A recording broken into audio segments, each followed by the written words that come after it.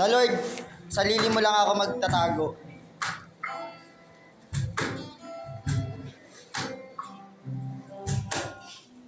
Hide me now. Hide me now. Under your wings.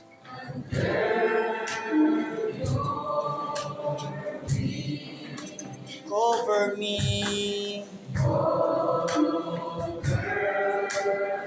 Within your mighty hands. Within your mighty, when the oceans rise and thunders roar, I will soar with you above the storm. Father, you are king over the flood, and I will be still, though you are God. Find rest, my soul, in Christ alone, in Christ alone. Know His power, know His power. In quietness and trust, when the oceans rise and thunders roar, I will soar with you above the storm. Father, you are king over the flood.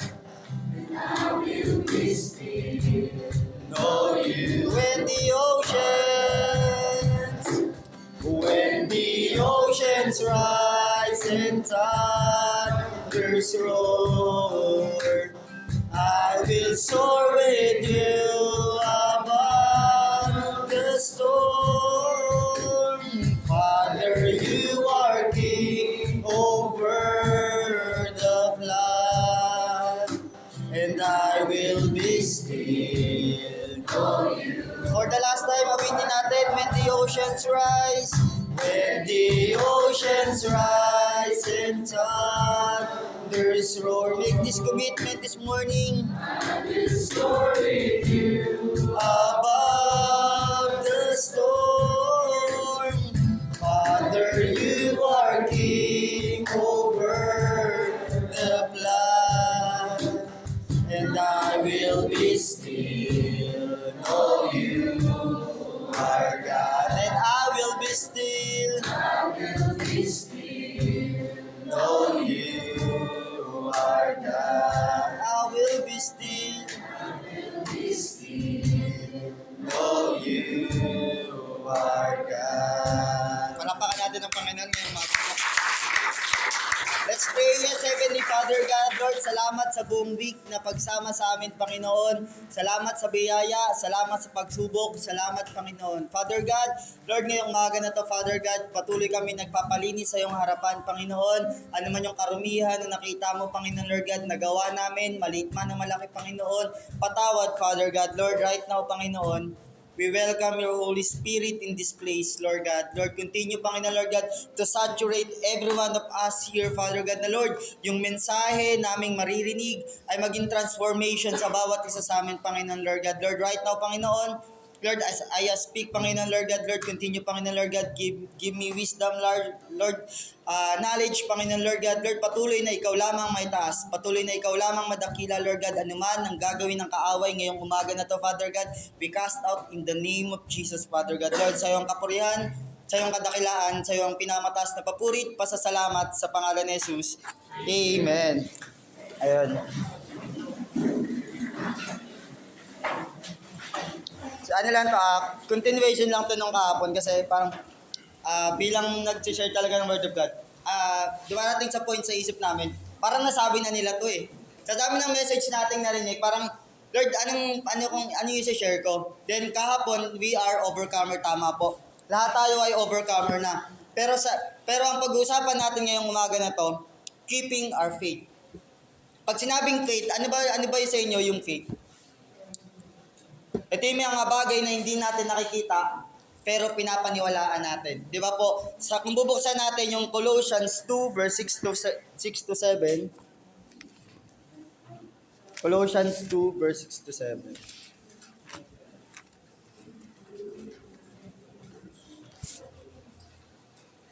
Ano? Colossians 2 verse 6 to 7. Sabi dito, sa Tagalog,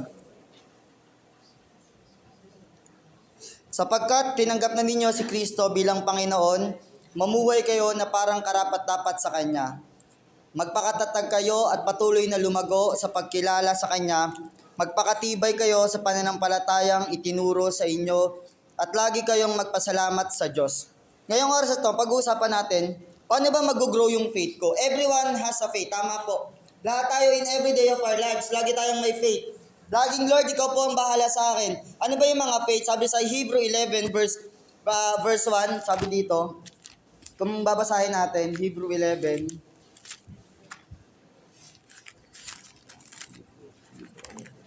Hebrew 11 verse 1, sabi dito, faith is the confidence that we hope for will actually happen. It gives us assurance about things we cannot see. Through faith, the people in the days of the old earn a good reputation. So sabi dito ng Lord sa bawat isa sa atin, faith stand in God alone. Marami tayong pinaniniwalaan sa mundong ito. Naniniwala ka na makakatapos ng pag-aaral yung mga anak natin, pero wala kang paniniwala sa Panginoon. Kapatid, hindi po mangyayari yun. Kasi ang Panginoon ang nakakaalam ng lahat. And focus what's important, your future. Sabi nga sa John 10:10, di ba? Nagpunta ang kaaway sa mundo para sirain, para magnakaw, tama, di ba? Steal. Pero anong pangako ng Panginoon sa bawat isa sa atin? Bigyan ng buhay na kasiyasiya. Bakit baliktad yung nangyayari sa akin, Joms? Parang hindi ko nararamdaman yung buhay na kasiyasiya. Nararamdaman ko yung pagnanakaw ng kaaway, laging may sakit yung sa pamilya ko. Tanungin natin, how about our faith? Yung faith ba talaga natin ay nakakonect sa Panginoon? O kilala lang natin ang Panginoon pero wala tayong faith sa Kanya? Iba kasi yung kilala lang sa naniniwala. And sabi dito, feed your faith through the Word of God. Sabi sa Joshua 1:8, di ba? Lagi natin itong alalahanin. O nga no, kaya pala para lumago ang faith ko sa Panginoon, hindi lang sapat na tinanggap ko siya na isang beses. Kailangan sinasabuhay ko siya kasi kapatid, yung faith na narinig mo nung una pa lang, pwede po yung mawala. Yung message na narinig mo sa ibang tao kung paano ka tumanggap, pwede po yan mawala kung hindi nyo po papakainin. Parang katawan nating lupa, di ba? Kung hindi mo yan papakainin palagi, maaga po tayong mamamatay. Maaga tayong manghihina. Bakit po? Kasi walang pagkain na pumapasok. Ganun po ang ating spiritual life. Ang ating pagkain po yung Word of God. Ang problema po sa mga tao ngayon, ang Word of God libre na nga ayaw pa natin kainin. Mas gusto pa natin yung pinapahirapan natin yung sarili natin kaysa yung Word of God na nasa bahay na lang natin, yung Bible natin sa bahay natin, kamusta po kaya? Baka sa sobrang mahal natin, binalutan na natin, hindi na natin binasa. Pero sabi ng Lord, yun yung pagkain, ba't mo binabalutan? And sabi dito, will of God and not your will. Kung mababasa natin sa Isaiah 55 verse 8 to 9, di ba? Your thoughts is higher than my thoughts. Sinasabi ng Lord, yung iniisip mo ngayon, yung akala mo na gagawin ng Panginoon ngayon, iba po ang gagawin ng Panginoon sa gusto mo. Bakit? Kasi po ako mahilig po ako mag-post ng kung anong bagay na, lalo yung pag pumasok sa isip ko, pinopost ko siya agad. Nga na-realize ko, ang Panginoon hindi siya gagawa sa inaasahan mo. Bakit? Kasi baka pag hindi mangyari, magalit tayo sa Panginoon. Gumagawa ang Panginoon sa mga bagay na hindi natin ini-expect. Example, ito na lang, yung Word of God. No one expect na ganito yung message natin ngayong umaga na to. Pero sinasabi ng Lord, kaya natin naririnig yung mensahe ng Panginoon kasi binabago tayo ng Panginoon. Naniniwala po ba kayo na ang Word of God lang ang kayang magpabago sa atin? Hindi po yung mga bagay na ginagawa natin, kundi yung Word of God na galing sa Panginoon. And reading His Word is your foundation to grow your faith to God. Ano yung pundasyon mo sa pananampalataya mo ngayon? After mong marinig ang salita ng Panginoon, after mong tanggapin ang Panginoon, ano yung pundasyon na ginawa mo? Baka naghukay ka lang ng pananampalataya mo pero hindi mo nilagyan ng ng pader, hindi mo nilagyan ng foundation. Kapatid, kaya maraming mga Kristiyano ngayon, ang dali na lang mabuwag ng mundong ito. Kasi meron ka lang faith pero wala kang foundation ng Panginoon. Always priority to give time to know God more deeply. Kung mababasa natin yung Matthew 6:33, seek ye first the kingdom of God and His righteousness. Napaka ironic sobrang alam na natin yung mensahe nito, pero bakit ang hirap gawin? Ewan ko kung naranasan nyo ito, yung gusto mo naman after mo makinig ng devotion, pag uwi ko ng bahay, magbabasa talaga ako ng Bible. Tapos pag uwi mo ng bahay, ang daming dikpitin. Nawala agad yung pundasyon. Bakit? Hindi natin isinabuhay yung Matthew 6:33. Kung isasabuhay natin yung Matthew 6:33, seek ye first. Hindi po tayo papabayaan ng Panginoon. And learning is never stop while we are in this world, kapatid. Kung iniisip mo ngayong oras na to, sapat na alam ko yung salita ng Panginoon, kailangan po palalimin natin yung ugat natin. Paano pag may storm? Malalaman mong may faith ka sa Panginoon kapag dumaan ka na sa storm. Ano yung response natin? Sino yung tatawagin natin? And Word of God is our weapon to exercise. Word of God is our weapon. Tama po. Naniniwala po ba kayo doon? Sa aso nga lang, effective yung in Jesus name eh.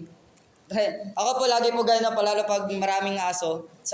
Bago dumating sa amin, may asong marami. Sabihin ko lang in Jesus name, nagugulat ako, tumatahimik talaga yung aso. Ganun po, ka-powerful ang Word of God.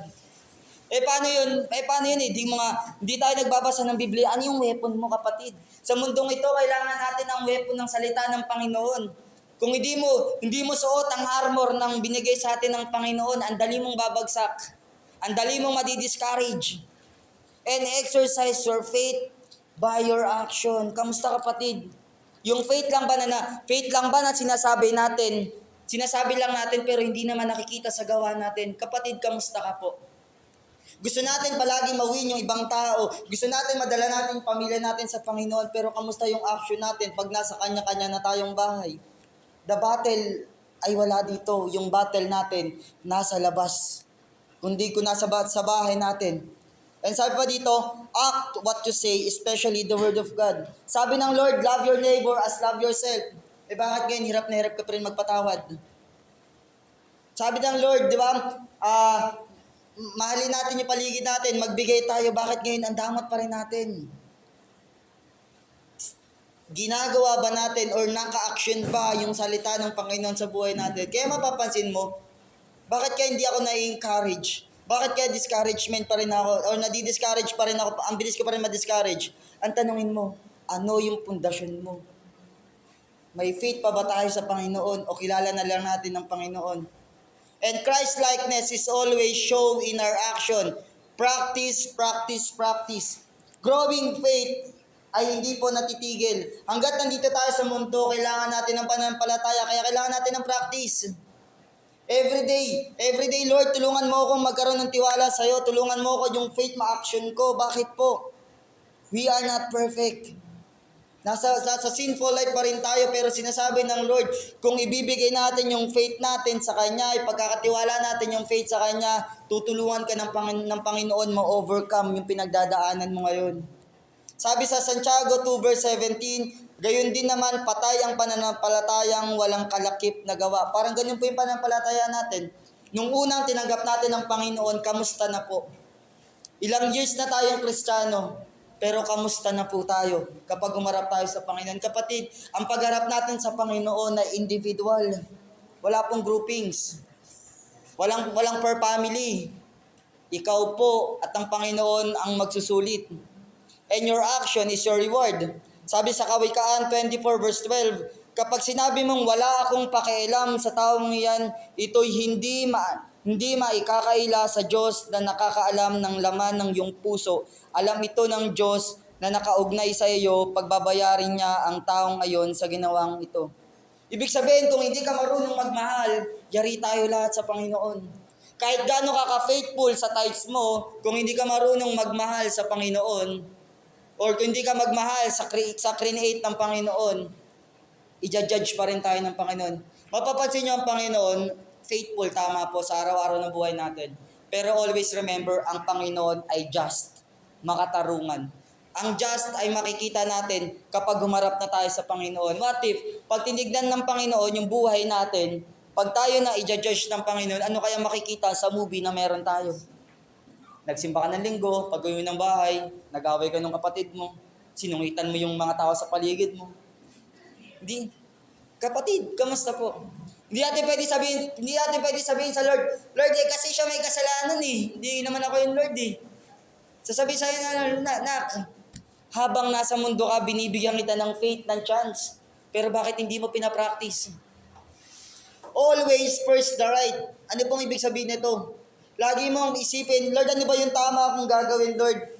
Nakadikit sa kalooban mo. Kasi marami sa atin, gawa lang ng nagawa. Hindi natin tinatanong, Lord, nakakakibat ba to sa pananampalataya ko sa'yo? And never excuse your weakness to follow God.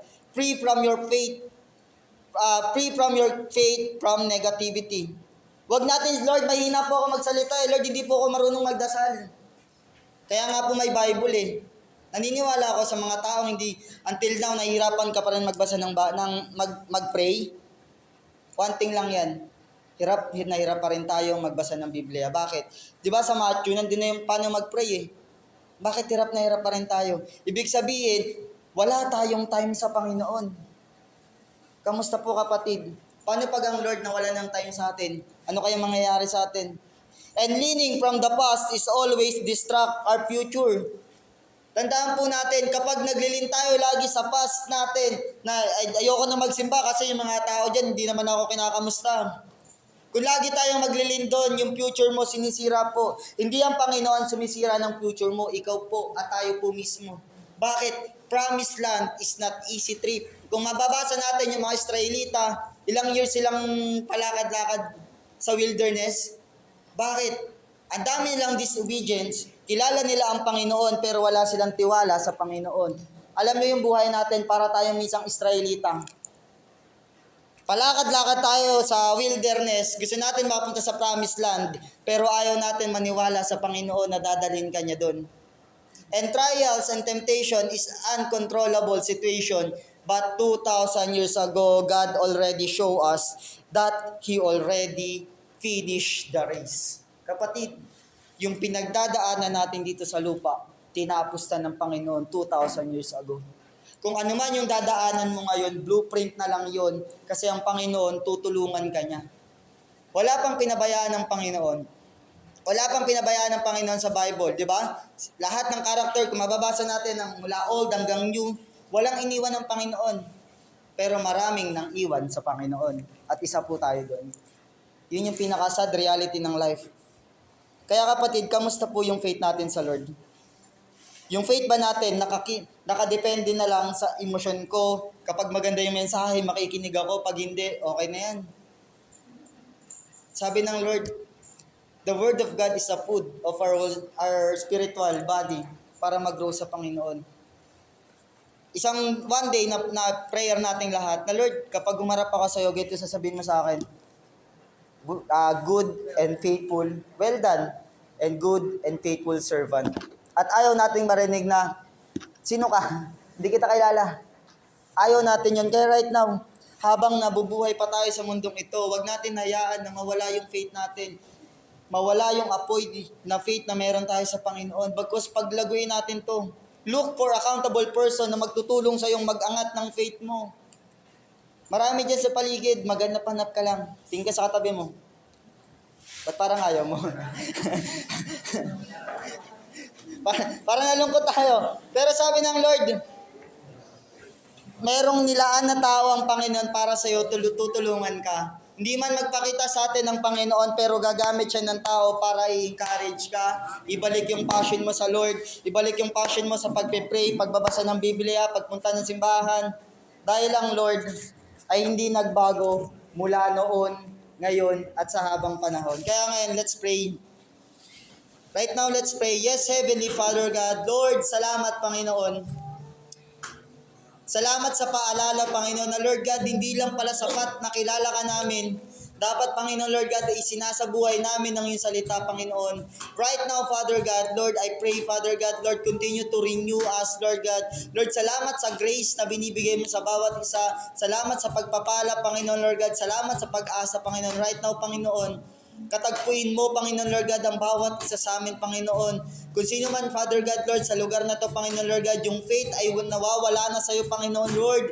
Katagpuin mo po, Panginoon Lord God. Lord, ikahipuin mo ang kanyang puso, isipan, Panginoon Lord God, iparanas mo kung ano yung Diyos na pinili at sinamba namin ngayong araw na to, Father God. Right now, Panginoon, I declare blessing upon blessing, favor upon favor, Panginoon Lord God. Lord, maging sa company, Panginoon Lord God, continue to bless, Panginoon Lord God. Lord, mo yung nagmamay-ari, Panginoon Lord God, mula taas hanggang baba, Panginoon Lord God. Lord, sa maghapon na daraan, samahan niyo po kami, Panginoon Lord God. Give us wisdom, knowledge, and self-control, Panginoon Lord God, sa mga makakasalamuha namin, Panginoon Lord God. Salamat sa iyong salita. Salamat, Panginoon, sa iyong pinakamataas na papurit. Pasasalamat sa pangalan ni Jesus. Amen. To God be all the glory po.